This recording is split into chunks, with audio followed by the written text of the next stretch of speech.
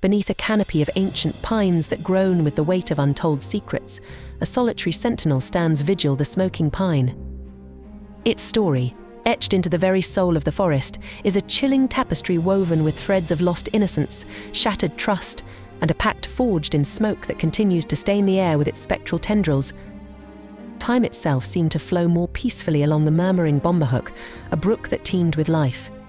Here, nestled amidst the emerald embrace of the primeval forest, thrived a tribe led by the wise and benevolent chief Asanimo. Their days were a symphony of nature's bounty, the rhythmic thwack of boughs against deerskin as they hunted, the whispered prayers offered in gratitude for the land's bounty, and the joyous laughter of children playing amongst the towering sentinels of the woods. But a shadow, long and ominous, began to creep towards their haven.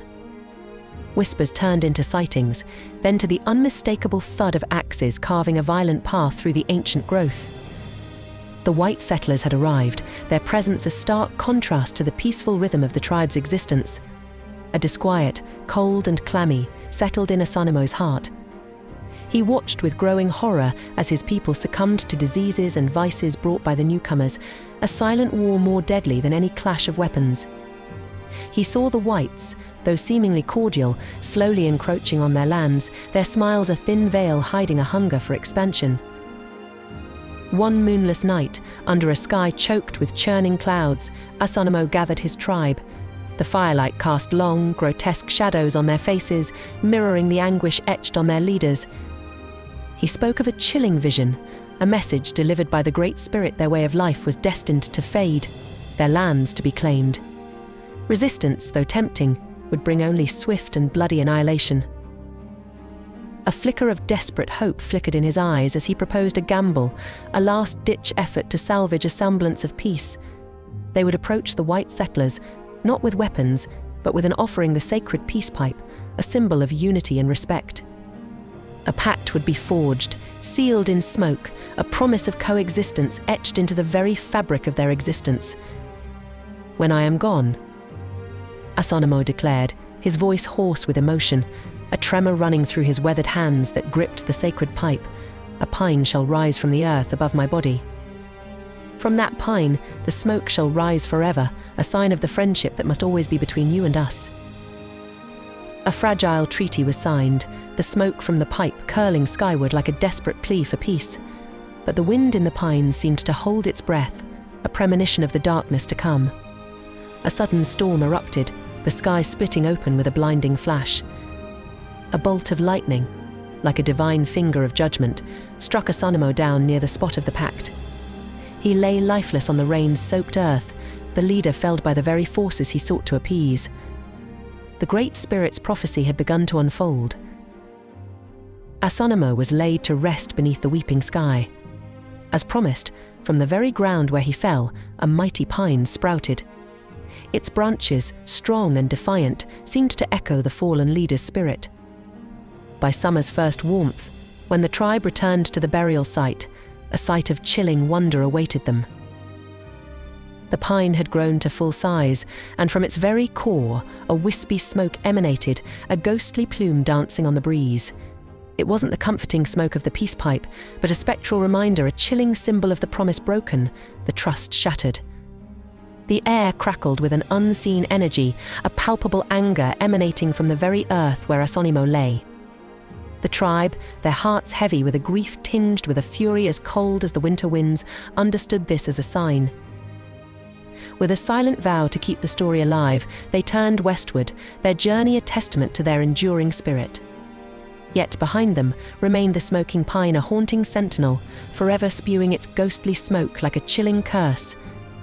The wind, once a melody through the pines, now carried a mournful dirge, a lament for a paradise lost and a pact stained with blood. Over time, whispers about the smoking pine morphed into chilling legends. Settlers who dared to venture near claimed to hear mournful cries on the wind, the voices of the displaced tribe echoing their sorrow. Others swore they saw spectral figures flitting between the trees, their faces contorted in a silent rage. The most terrifying tale spoke of the smoke itself. Some claimed it held a malevolent power, whispering dark secrets and nightmares into the minds of those who breathed it in. One such tale involved a young, ambitious scholar named Elias Thorne. Driven by a thirst for knowledge and a desire to claim fame by unraveling the mystery of the smoking pine, he ventured deep into the woods, armed with nothing but his notebooks and a misplaced sense of confidence. He scoffed at the legends, dismissing them as mere superstitions spun by fearful settlers. Reaching the brook, he found the pine, an imposing presence in the fading light. As he drew closer, the smoke seemed to writhe and twist, forming grotesque shapes that danced at the edge of his vision. Elias, fueled by his scholarly arrogance, reached out and touched the rough bark of the pine. A jolt of searing pain ripped through him, and he recoiled, his hand smoking and blistering. Panic seized him as the wind picked up, carrying the smoke in a thick, suffocating wave. He heard the whispers then, voices filled with an ancient rage, speaking of broken promises and stolen lands. But these weren't just whispers, they were accusations, pronouncements of a terrible judgment. He stumbled back, desperate for escape, but the ground seemed to twist beneath his feet. The last thing he saw was the grotesque visage of Chief Asanimo, formed from the swirling smoke, his eyes burning with an unholy fire. Then darkness claimed Elias Thorne. A search party found Elias's abandoned camp a few days later. His notebooks lay scattered, filled with frantic scribblings about vengeful spirits and a malevolent smoke. His body was found near the smoking pine, his face contorted in a silent scream. The cause of death? Unexplained. The settlers, their fear of the smoking pine now a crippling terror, abandoned the area altogether. The forest, once teeming with life, fell silent, save for the mournful cries on the wind and the ever-present smoke, a chilling reminder of the pact sealed in blood and the price that must be paid for broken promises. Years passed, and the legend of the smoking pine grew. Greedy loggers, lured by tales of untouched timber, dared to enter the cursed woods. None ever returned. Some say they were driven mad by the whispers in the smoke. Others claim they were dragged away by unseen forces, their screams swallowed by the unforgiving forest. The smoking pine became a forbidden zone, a testament to the enduring wrath of a betrayed people and the terrible price of greed. Today, the smoking pine stands as a solitary sentinel, a beacon of warning against broken promises and the folly of defying the spirits of the land. The smoke continues to rise, a spectral shroud that serves as a chilling reminder some bargains are best left unmade, some forces are best left undisturbed. For in the heart of the Maine woods, where shadows dance and the wind whispers secrets, the smoking pine stands, a monument to a lost paradise and a chilling testament to the day innocence died and vengeance was born.